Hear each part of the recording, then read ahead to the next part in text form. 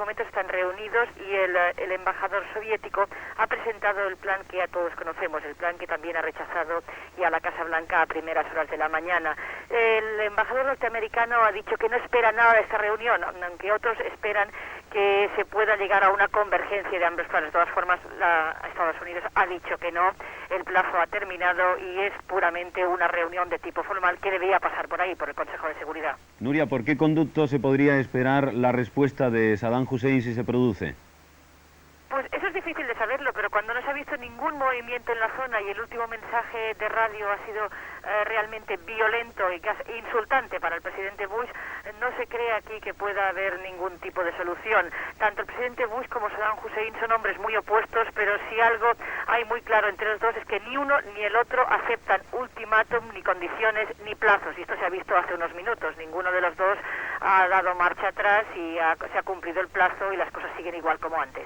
Gracias, Nuria. Buscamos ahora noticias desde Londres. Ahí está María Victoria Martínez. María Victoria, buenas tardes. Hola, buenas tardes. Gorbachev habló esta mañana con John Major. Estuvieron hablando sobre los 6 puntos del plan soviético. ¿Qué nos puedes contar? Así es, efectivamente. Al parecer, Gorbachev ha hecho un último intento de convencer a los aliados de que hagan una mezcla del ultimátum dado por el presidente norteamericano y el plan soviético. No sabemos concretamente en qué consistía esta mezcla, pero por la respuesta que ha dado Major podemos deducirlo. Major ha dicho que Saddam Hussein ha tenido muchos meses para cumplir las resoluciones de la ONU. Por lo tanto, podemos deducir que se trataba de ampliar esa semana de plazo que se da para la retirada. Major también ha expresado su preocupación al presidente soviético sobre los incendios de los pozos de petróleo, a pesar de la negativa iraquí, que efectivamente se está confirmando. Y medios del Foreign Office han dicho posteriormente que cualquier sugerencia soviética siempre se va a recibir con respeto, con cortesía, pero desde luego Major ha dejado muy claro que se respalda la postura del presidente Bush y que no va a haber ninguna ampliación ni va a haber ninguna marcha atrás en este ultimátum. Gracias, María Victoria. Moscú, Xavier Sichá, buenas tardes. Buenas tardes. Hola, Xavier. Gorbachev ha hecho todo lo posible para que las hostilidades cesaran, para que siguiera hacia adelante su plan de paz. Incluso nos dicen que ha llegado a ponerse en contacto con Asís en el avión que le trasladaba ya a Teherán. Sí, según ha explicado el portavoz del presidente Vitaly Ignatienko esta tarde, Gorbachev y su gobierno han hecho todo lo posible hasta el último momento para conseguir que el plan de paz fuese adelante, hasta el extremo de que el presidente ha llamado casi, yo diría desesperadamente, a Tarek Aziz cuando se iba de Moscú para pedirle comprensión, para que por fin hiciesen caso a las propuestas norteamericanas y aceptasen el ultimátum para retirarse de Kuwait. Pero parece que todas estas acciones de Gorbachev hasta el momento no se ha confirmado si han sido fructíferas o no. Por su parte, han intentado también durante esta tarde ponerse de nuevo en contacto con gobiernos europeos y también de Estados Unidos para intentar conseguir una última posibilidad de paz, sobre todo con el gobierno de Gran Bretaña y por supuesto el de Estados Unidos. Pero parece que los soviéticos ya han lanzado la toalla y están resignados a que pueda pasar cualquier cosa. Esta tarde también Vitaly Ignatienko, el portavoz presidencial, decía que lo más probable es que estallase la guerra por tierra y que ellos ya no podían hacer nada en este caso y que habría sido en todo caso un fracaso de la humanidad al no haber permitido que la guerra no continuase. Xavier, ¿nos puedes decir textualmente qué es lo que ha dicho en ese momento Ignatienko? Que no condenarían el ataque terrestre de los aliados, ¿es así? Bueno, sí, yo creo que esto, al fin y al cabo, lo que refleja es la impotencia de los soviéticos después de haber intentado por todos los medios convencer a los iraquíes para que se retirasen y no lo hayan conseguido. Una vez hecho esto, habrán cumplido su propósito de conseguir la paz por la vía diplomática. Realmente no les han faltado esfuerzos ni ganas, pero al final todo habrá sido inútil porque su ex principal aliado en Oriente Medio pues parece que no tiene ninguna intención. Gracias, Xavier Sichá. Las autoridades soviéticas que han abanderado hasta el último minuto una salida negociada a la guerra se mostraban hoy pesimistas sobre el desenlace final. El presidente de la Unión Soviética, Mikhail Gorbachev, exhortó por última vez a considerar el ultimátum al ministro de Asuntos Exteriores iraquí, Tarek Aziz, cuando éste se disponía ya a subir al avión en el que ha partido de Moscú con dirección a Teherán. Previamente, Asís realizó una declaración en la capital moscovita. Irak está de acuerdo en cumplir la resolución 660 y, por lo tanto, retirarse inmediatamente e incondicionalmente. Retirar todas sus fuerzas de Kuwait a las posiciones en las cuales estaban situadas el 1 de agosto del 1990. En segundo lugar, la retirada de las fuerzas comenzará al día siguiente al cese el fuego y la interrupción de todas operaciones militares en tierra, mar y aire. En tercer lugar, la retirada quedará completada en un periodo de 21 días, incluyendo la retirada de la ciudad de Kuwait en los primeros 4 días de dicho periodo de tiempo. 4. Inmediatamente después de que se complete la retirada de las tropas de Kuwait, las bases sobre las cuales todas las demás resoluciones del Consejo de Seguridad han sido tomadas habrán quedado eliminadas y, por lo tanto, estas resoluciones cesarán de estar en vigor. 5. Todos los prisioneros de guerra serán liberados y repatriados a los 3 días del cese el fuego y la interrupción de todas las operaciones militares. Y el último punto, el sexto, es que el cese el fuego y la retirada serán confirmados, verificados y supervisados por observadores y por una fuerza de mantenimiento de paz, como determine el Consejo de Seguridad de las Naciones Unidas. Estos son los puntos del plan o de la iniciativa que ha sido declarada por el gobierno soviético ayer por la noche. Y quiero decirles a ustedes aquí que el gobierno iraquí plenamente apoya este plan y plenamente se compromete a él. El Consejo de la Revolución ayer por la noche emitió una declaración diciendo que Irak apoya la iniciativa soviética y que aprecia los esfuerzos soviéticos por llegar a una solución pacífica de la situación. Y nosotros particularmente agradecemos los esfuerzos de Su Excelencia, el presidente Mikhail Gorbachev y su gobierno en este aspecto. El siguiente punto que quisiera abordar son las relaciones establecidas ayer por el gobierno norteamericano, diciendo que Irak ha creado una nueva situación ecológica en Kuwait, y están ustedes al tanto de estas alegaciones. Mi gobierno ha negado claramente dichos alegatos, así como las declaraciones hechas ayer por la noche, y el gobierno iraquí pide al Consejo de Seguridad que establezca inmediatamente un comité con el fin de investigar la situación en Kuwait. Si las autoridades norteamericanas quieren utilizar este pretexto para justificar su postura agresiva, este pretexto no tiene ninguna base.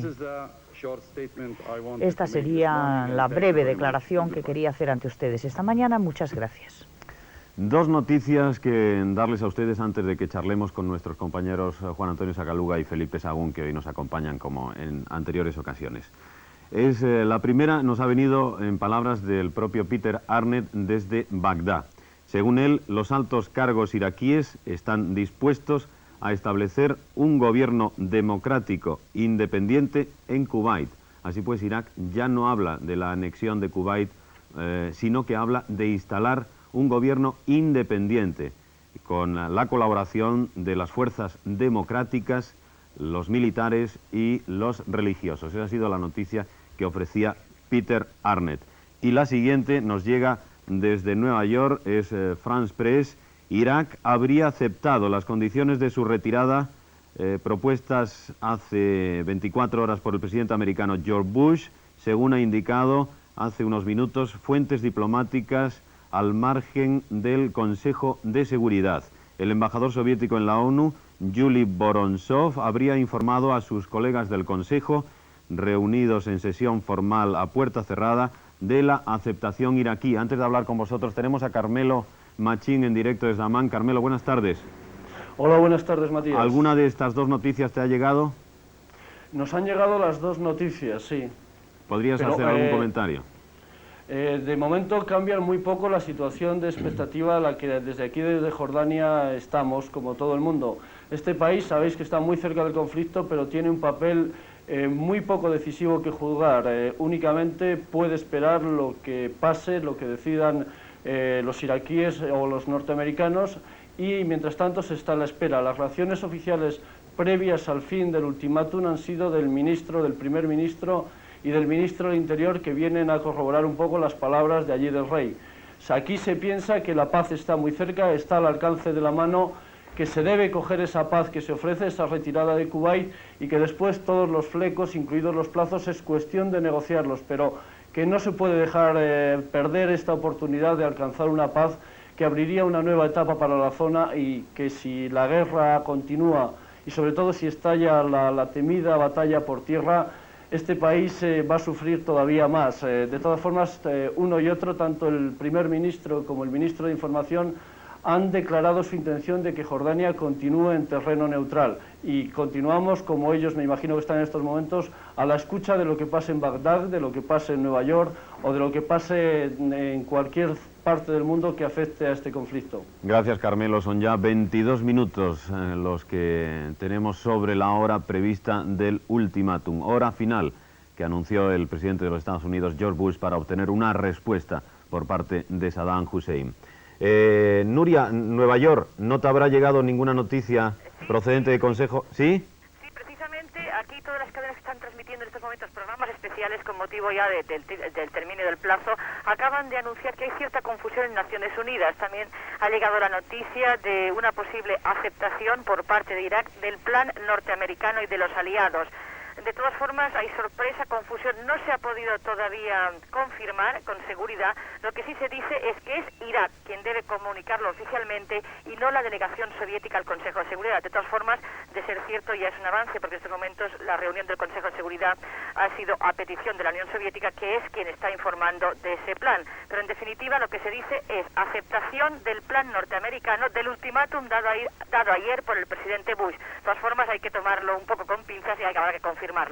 Por supuesto. Vamos a ver qué les parece a nuestros compañeros las últimas noticias, porque aquí, después de una hora, leemos una noticia y se han quedado totalmente ya obsoletas y antiguas. Bueno, o sea, hay una referencia de última hora que nos han servido nuestros compañeros de la redacción de la agencia Reuters, confirmando también lo que había dado France Press, que Irak habría aceptado el ultimátum norteamericano, pero dice, en palabras del embajador soviético, que no estaba claro todavía si la aceptación iraquí incluía all the conditions, dice, o sea, todas las condiciones, y que el embajador americano ante Naciones Unidas, Thomas Pickering, había pedido aclaraciones. Pero para un tema tan importante, ¿qué comunicaciones son las que se están empleando? Es que como no sabemos cómo Irak ha transmitido a través de la Unión Soviética la aceptación, yo creo que eso es justamente lo que se están preguntando ahora los diplomáticos en Naciones Unidas. Esto es lo último que nosotros tenemos aquí, ¿no? Felipe Sahagún, ¿qué impresiones? Bueno, sobre esto hay yo diría un comentario de principio, y es que cuando uno lee claramente los 6 puntos del último plan de Gorbachev aceptado por Tarek Aziz en nombre de Saddam Hussein, habría que saber a ciencia cierta que Saddam Hussein lo ha aceptado, y a ciencia cierta que Saddam Hussein sigue controlando el poder en este momento en Bagdad, de lo que había ciertas dudas a lo largo de toda la mañana en el Cairo. Pero uno se da cuenta que, salvo el primer punto... Perdona un momento, ¿puedes extenderte algo más en esta consideración? Sí, podemos hacer un comentario ahora, termino el comentario este y entramos en el tema, porque eso va a ser secundario, de todas formas son rumores todavía. ¿De un posible golpe de Estado? No, sí, el hecho de que Egipto haya dicho que corta cualquier contacto con el régimen iraquí, y que ha habido negociaciones muy intensas en Riad, en Damasco y en el Cairo, para formar un nuevo gobierno iraquí con dirigentes iraquíes en el exilio, da a entender que se podría estar organizando o terminando de montar ya una alternativa, tal vez con apoyo dentro del propio Irak. Pero esto son conjeturas, y debemos verlo como conjeturas. Ahora, lo importante es que cuando uno hace la lectura, y entramos ya en lo que puede haber dicho o no Vorontsov en la reunión a puerta cerrada, del plan de 6 puntos de Gorbachev, y de las condiciones del ultimátum de Bush, salvando 2 cosas. Lo demás prácticamente... es fácilmente asumible por las 2 partes, me explico. Quitando el primer punto que dice aceptamos la resolución 660, tendría que decir aceptamos todas las resoluciones, con lo cual ya cubre ahí un gran margen. Y luego el tema, primero alto el fuego y después la retirada. El tema de los días es En vez de 7 el total 21, todo el mundo sabe que en términos prácticos, a la hora de la verdad, menos de 10 o 20 días es imposible. Como poco. De manera que puede ser un matiz, pero está claro que los americanos han dicho que van a seguir bombardeando, van a seguir atacando, excepto a las fuerzas que se estén retirando, Dime una cosa, ¿cuándo se sabe si se están retirando o no? Hombre, los ven. No, lo han dicho, los americanos han dicho que hay una señal que es incluso el que dieron para las personas que quisieran desertar, que quisieran abandonar la guerra, y es que las torretas de los tanques dieran la vuelta mirando hacia el norte, mirando hacia Irak. Eso era una señal para la aviación de que que le estaba haciendo defección. Eso fue la señal que en las octavillas que lanzaba la aviación americana hacia las tropas iraquíes en el frente, era la señal que les indicaban para que inmediatamente dejaran de ser bombardeados. Claro, eso se prestaba Antonio, a miles de engaños. Claro, quiero recordarte que en los primeros, de los pocos combates abiertos que ha habido, que ha sido cuando tomaron la ciudad de Hafji los iraquíes, los aliados denunciaron esa treta por parte de sus enemigos. Ahí lo hicieron, es lo que se ha que eso no existe. Pero de todas formas también lo de las octavillas, yo creo que el efecto que pueden tener las octavillas allí, se sabe que no les dejaban ver las octavillas, a mí para otros lados. Volviendo al tema importante, y es cómo puede llegar las comunicaciones, porque lo que sí dijo claramente el presidente Bush es que la comunicación tenía que ser al Naciones Unidas. Ahora, ¿cómo se comunica con Naciones Unidas? Si hay comunicación directa entre el embajador directo al-Anbari y su presidente Saddam Hussein en Bagdad, sería lo más lógico, lo más directo, pero las comunicaciones se sabe que son bastante difíciles ahí. El hecho de que sea a través de Yuri Boronzov, el embajador soviético, sabemos que la embajada soviética en Bagdad, junto con la Nunciatura del Vaticano, son dos de las pocas que quedan abiertas y funcionando en Bagdad. Eso tendría cierta lógica desde el punto de vista técnico. O sea que Moscú ha dejado de ser un enclave importante en estos momentos. Yo creo que no. Y además hay una lectura aquí que se ha demostrado hoy. El hecho de que Bush lanzase el ultimátum probablemente fue decisivo para colocar las últimas presiones de Gorbachov, el último plan de Gorbachov, en una posición mucho más generosa. Sin el ultimátum de Bush, este plan soviético probablemente no hubiera sido aceptado por Bagdad. Lo que no quiere decir es que entre las dos opciones que se le han dado a Saddam Hussein, aceptar el ultimátum e irse, con lo cual va a salir como un héroe en el mundo árabe, pero lo va a tener muy difícil, sobrevivir dentro de Irak, o no aceptarlo e ir hacia la guerra total, yo creo que es realmente muy difícil que no empiecen los combates. Llegan los desmentidos, Felipe. Primer desmentido del portavoz de la ONU, de Naciones Unidas, desmiente que Irak haya aceptado retirarse bajo las condiciones de los aliados. El segundo desmentido nos viene desde Riad. Reuter, el vicecomandante de las fuerzas francesas en Arabia Saudí, dice que no se ha producido hasta este preciso instante ninguna señal de una retirada iraquí. Sí, este problema de la señal, que es lo que tú me preguntabas antes, también ha sido preguntado al portavoz militar norteamericano en Riad hace 2 o 3 horas. Y se ha negado a precisar exactamente cuál sería la señal, porque claro, no parece tan fácil, ¿no? ¿Cuál sería la señal inequívoca de que el ejército iraquí inicia la retirada? No ha querido ser preciso. Si os parece, vamos a ver un vídeo que hemos elaborado precisamente con las claves de esa retirada. La exigencia aliada de que la retirada militar iraquí de Kuwait esté completada en un plazo de 7 días no responde simplemente al objetivo de acabar cuanto antes la pesadilla de esta guerra.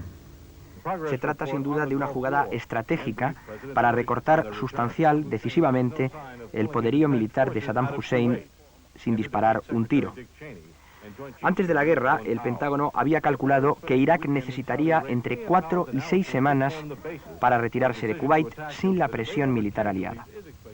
Ahora, y a pesar de que un mes de intensos bombardeos han reducido en casi un 40% el potencial militar iraquí, las mismas fuentes militares norteamericanas sostienen que la retirada llevaría en condiciones normales al menos 3 semanas.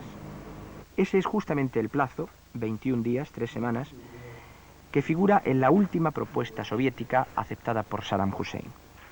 Sin embargo, el ultimátum aliado habla claramente de 7 días para completar la retirada.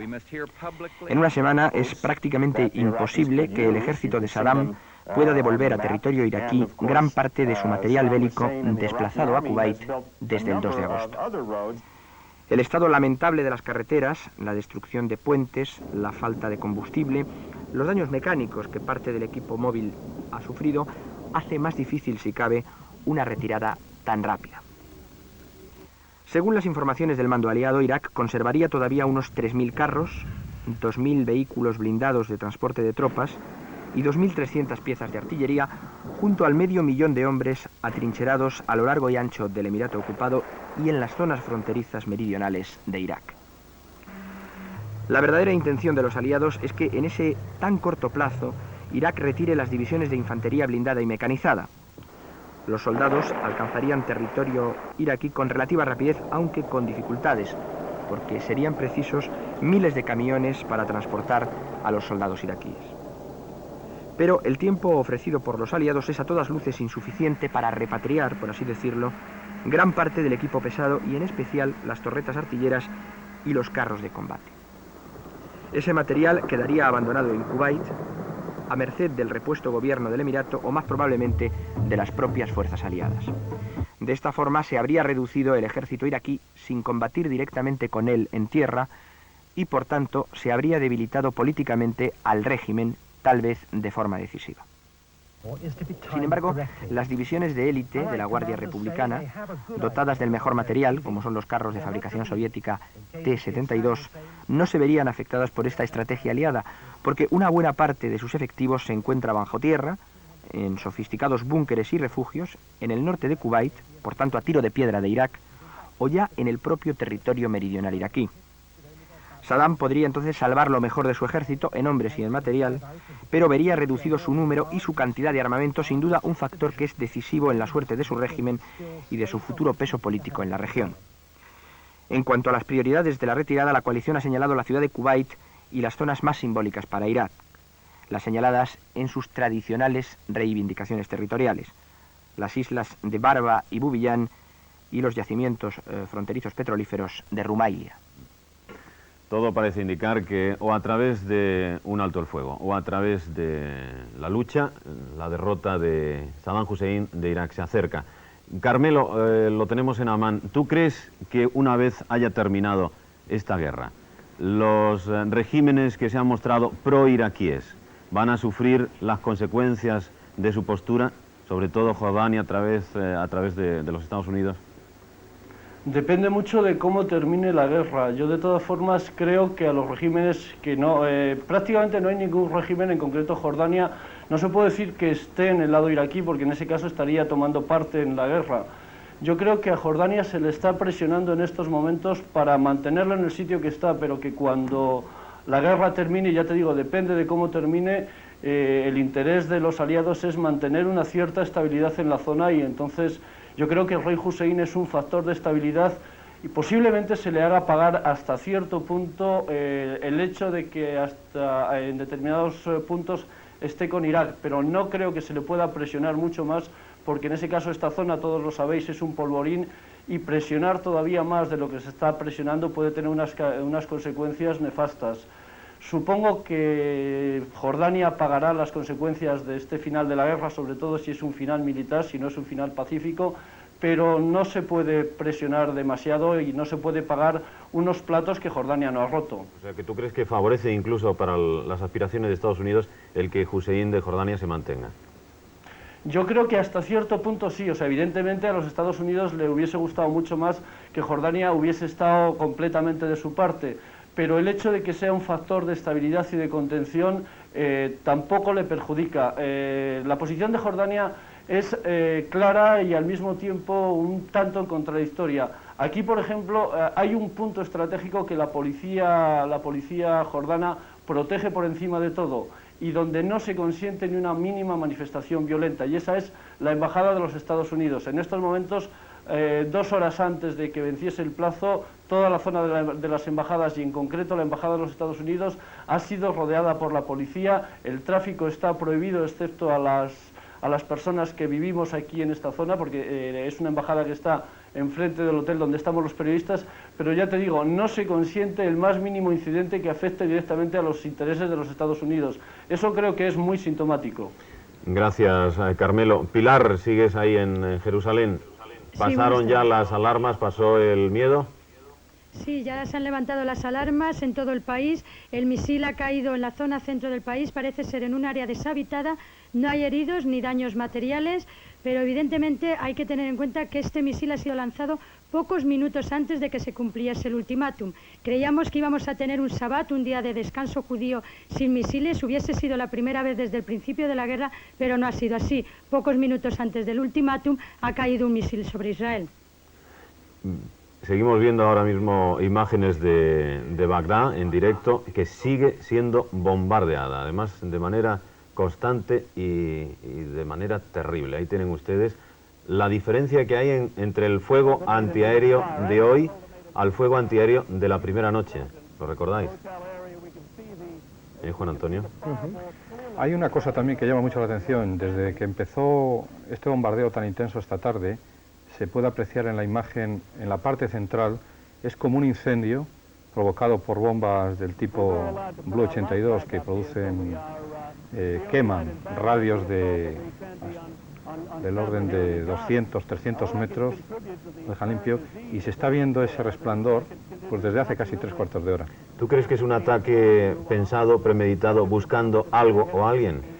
Las interpretaciones que se han estado dando a lo largo de la tarde es que tal vez la aviación aliada esté intentando cortar toda clase de comunicaciones o las últimas posibilidades de comunicación entre el alto mando iraquí y las unidades militares iraquíes en el campo de batalla. Eso sí tendría lógica para impedir cualquier tipo de operación, de movimientos, etcétera, a través de forma organizada. Aunque decían que estaba práctica, lo daban hace como 3 días, Schwarzkopf decía que estaba prácticamente cortada la yugular esa, ¿no? El problema es el prácticamente, porque por lo visto tenían muchos centros de mando alternativos, docenas de ellos, y siempre han ido apareciendo mandos de repuesto. Yo, si te parece, Matías, me detendría un momento en la nota de INA que mencionaba el estudio en el Consejo del Mando Revolucionario del establecimiento de un gobierno, decía textualmente, de un gobierno nacional y democrático en Kuwait. No solamente el estudio, me parece que ya estaba muy avanzado no, el decía, proyecto. La nota decía, INA ha sabido de fuentes próximas al Consejo de Mando de la Revolución que los oficiales competentes estaban seriamente estudiando, es la seriously studying, el establecimiento de un gobierno democrático y nacional en Kuwait en cooperación con las tendencias nacionales y religiosas hostiles al imperialismo y a la dominación extranjera, en caso de que Estados Unidos y sus aliados rechazaran la iniciativa soviética. Claro, si Irak dice hemos dejado un gobierno amigo en Kuwait, en la retórica iraquí un gobierno nacional democrático, nosotros nos vamos porque ya ese gobierno es el soberano para dirigir los asuntos de Kuwait. Yo creo que es un intento ya, o puede ser interpretado con la cautela que exige estos momentos, como un intento desesperado de salvar la cara y decir, nosotros no es como hemos abandonado Kuwait a su suerte o a la suerte que quieran darle las fuerzas norteamericanas, sino simplemente hemos dejado a un gobierno que nosotros hemos establecido y que es un gobierno amigo de Irak. Y luego, evidentemente, vendrá la segunda parte, que es las fuerzas norteamericanas han aplastado este gobierno democrático, etcétera, etcétera, ¿no? Bueno, veíamos cómo estaba Bagdad, ahora me parece que tenemos a Londres en directo, María Victoria. Creo que los británicos saben, tal vez más que nadie, porque han dado una conferencia de prensa a sus mandos en Arabia Saudí, el estado actual en Kuwait, con un humo negrísimo que cubre buena parte del territorio. Pues sí, han estado mandando los pilotos informaciones durante todo el día y parece que la situación es realmente terrible. Al parecer hay 190 pozos en llamas. Es difícil saberlo porque el propio humo impide saber precisamente cuántos son, pero la última cifra es que el humo cubre ya el 25% del territorio iraquí.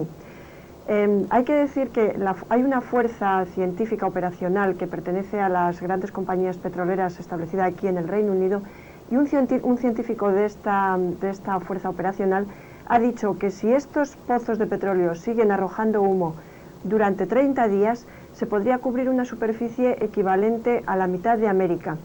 Lo que desconocemos si se refiere a toda América o a Estados Unidos, porque como sabéis, los anglosajones tienen cierta tendencia a llamar a América simplemente a Estados Unidos, pero de cualquier manera es una cifra aterradora. Otra cosa también importante es que hay una inversión térmica. Al parecer, el humo no se dispersa por unas condiciones meteorológicas especiales que se están creando precisamente por esta cantidad de humo que le impiden subir y dispersarse. No solamente es un hándicap muy grande para la ofensiva terrestre, para en el momento que empiece, que evidentemente lo va a dificultar, es que esto está creando unas expectativas ecológicas impredecibles. Nadie sabe lo que puede pasar a partir de ahora en Kuwait. Gracias, María Victoria. Nuria, tampoco se sabe ahí en Nueva York qué es lo que puede pasar en las próximas horas. Acabamos de recibir una noticia que dice que la Casa Blanca afirma también que no se ha producido ningún cambio que indique la retirada iraquí. ¿Qué sabes tú? No se ha producido ningún cambio, no. De todas formas, si antes hablabais de la señal, ¿cuál sería la señal iraquí para saber si se retiraban? Lo que sí se sabe es cuál será la señal de los americanos y los aliados. Según un militar del Pentágono, ha dicho textualmente: la tierra temblará. Será un ataque total, nunca visto desde la Segunda Guerra Mundial. Un ataque combinado con grandes dosis de bombardeos y de fuego de artillería pesada, junto también con desembarcos anfibios. Es decir, esto será realmente una guerra, un ataque total del que no va a quedar nada en esa zona. Esa puede ser realmente la señal de la que está el Pentágono ya dispuesto, está esperando recibir la señal del presidente Bush, que en estos momentos se halla en Camp David reunido con Baker, el secretario de Estado, y también con el secretario de Defensa, Dick Cheney, que acaba de llegar esta mañana. O sea que nadie se quiere aventurar cuándo podría ser ya el ataque terrestre, pero incluso algunos comentarios desde Arabia Saudí dicen que podría ser esta misma noche o la entrada a la madrugada del sábado. Palabras cargadas de un terrible dramatismo. ¿Qué se sabe en el Kremlin, Xavier? En el Kremlin están comunicando ahora mismo. No se sabe si estarán en comunicación directa tal vez Bush y Gorbachev, pero el caso es que parece ser ahora mismo el epicentro de las noticias, Consejo de Seguridad. Bueno, yo creo que las noticias, hay dos cosas. Sobre las declaraciones que estaba haciendo ahora Nuria desde Nueva York, yo recuerdo ahora declaraciones de las últimas 48 o 72 horas en distinto sentido, y es que estaba previsto la posibilidad de que los iraquíes incendiaran pues, centenares de pozos de petróleo con el fin de entorpecer todas las operaciones aéreas, todos los bombardeos, que es la fase inmediatamente anterior a la entrada por tierra.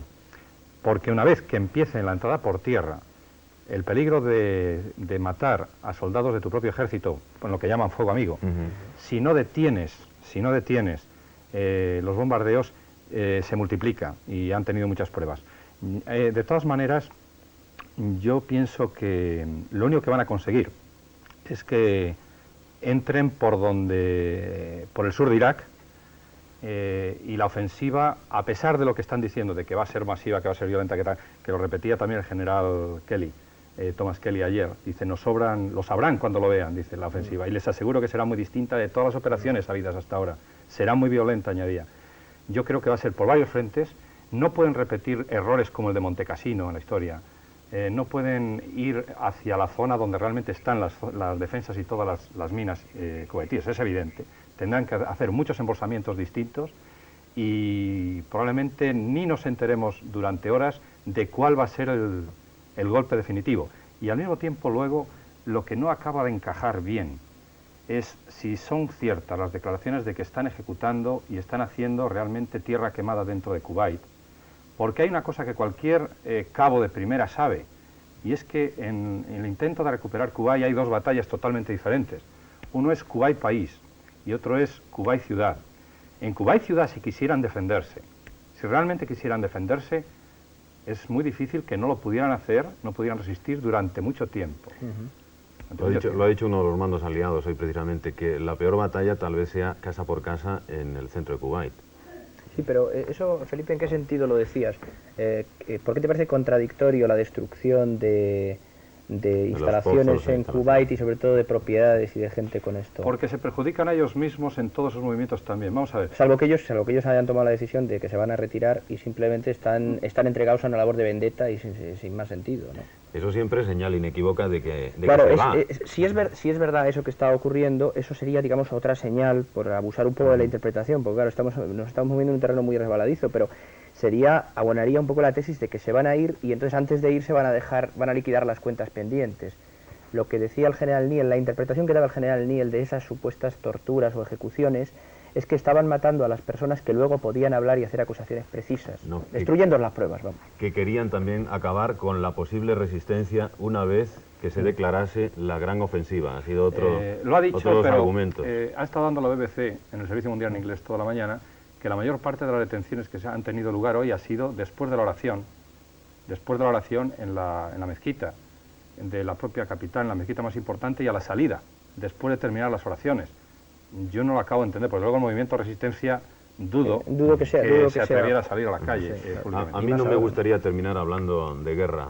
Por favor, ¿hay alguna posibilidad todavía de que esa gran batalla no estalle? Yo es que creo que tenemos datos, en fin, no, tenemos señales que parecen indicar que puede realmente aceptar el ultimátum americano. Hemos estado leyendo lo de la ONU y también hemos dicho que hay que tomárselo con cautela. Hemos leído la nota de INA y yo lo que creo es que podría ocurrir que efectivamente se confirmara que Irak aceptaba el ultimátum de los aliados y luego tratara de extender sobre la marcha el plazo de los 7 días. Porque yo creo que es poco realista ese plazo de los 7 días. Entonces, sobre la marcha, Irak se retira. Y aquí habría un problema muy serio para el presidente norteamericano. ¿Va a dar el presidente norteamericano orden de disparar contra un ejército que se retira, por muy lentamente que se esté retirando? Eso se ha dicho, los analistas norteamericanos lo han dicho en los últimos días, que se esperaban algo así por parte de Saddam Hussein y que sería muy difícil para Bush, de cara a la opinión pública internacional, dar una orden de fuego contra un ejército que se retira. Tenemos a nuestro compañero Jaume Codina en el Cairo. Jaume, buenas tardes. Hola, buenas tardes. ¿Cómo estáis viviendo vosotros estas horas ya una vez consumido el tiempo máximo del ultimátum ayer del presidente Bush? Bueno, aquí en el Cairo hay que distinguir dos niveles. Uno, el nivel oficial del gobierno y luego el nivel de la población. La población lo vio con mucha tranquilidad. Desde el principio de la guerra ha considerado que este conflicto, aunque hubiera allí casi 40.000 egipcios, pues quedaba muy lejos. Sean que los egipcios de a pie se sienten poco concernidos por el conflicto. Otra cosa sería que se empezara la batalla terrestre y entonces empezaran a producirse muertos egipcios. Por parte del gobierno, desde hace prácticamente 72 horas se observa un mutismo casi total. Esta mañana, portavoces del Ministerio de Asuntos Exteriores han dicho que apoyaban en todos y cada uno de sus puntos las palabras pronunciadas por el presidente Bush al dar el ultimátum para nosotros las 7 de la tarde, las 8 en Irak y las 6 en España, y cuando se ha producido cuando se ha pasado la hora esta, pues no se ha producido absolutamente ninguna reacción por parte de los estamentos oficiales del país. Aquí se vive todo con mucha tranquilidad, francamente. Muchas gracias, Jaume. ¿Quería decir algo, Felipe? Y antes de terminar, a mí me gustaría decir dos cosas. Tenemos la experiencia del anterior ultimátum. Dejaron pasar 24 horas exactamente hasta que empezó la gran ofensiva aérea. Es normal que, cumplido el ultimátum, hace pues ya casi una hora, pasen algunas horas antes de que empiece la ofensiva terrestre. Ahora es evidente que a medida que van pasando los minutos, sin haber habido ya una aceptación clara, como se le pidió, ante Naciones Unidas, como se le pidió, de Saddam Hussein al ultimátum estadounidense, es muy difícil de evitar la ofensiva terrestre. Y aquí la gran interrogante a partir de este momento, viendo cómo vemos que están ya volando y dinamitando la mayor parte de los pozos de petróleo, buena parte de los pozos de petróleo de Kuwait, es el interrogante de las armas químicas. No se han utilizado hasta ahora. Probablemente Saddam Hussein sabe que si las utiliza, la respuesta se le ha dicho que va a ser contundente y cualquier amago o posibilidad de, incluso en la guerra, de retirarse, replegarse, aunque no reconozca el ultimátum, y salvar lo que pueda salvar, eso se esfumaría. De manera que, y toda la opinión pública internacional que en este momento está con él probablemente también tendría serias dificultades para seguir con él. La clave pasa por dos capitales, una es Bagdad. Saddam todavía no ha hablado, permanece mudo. En Nueva York, Nuria, tenemos una última hora, alguna última noticia que dé ciertas esperanzas. De esperanzas todavía no podemos confirmar nada, sigue todavía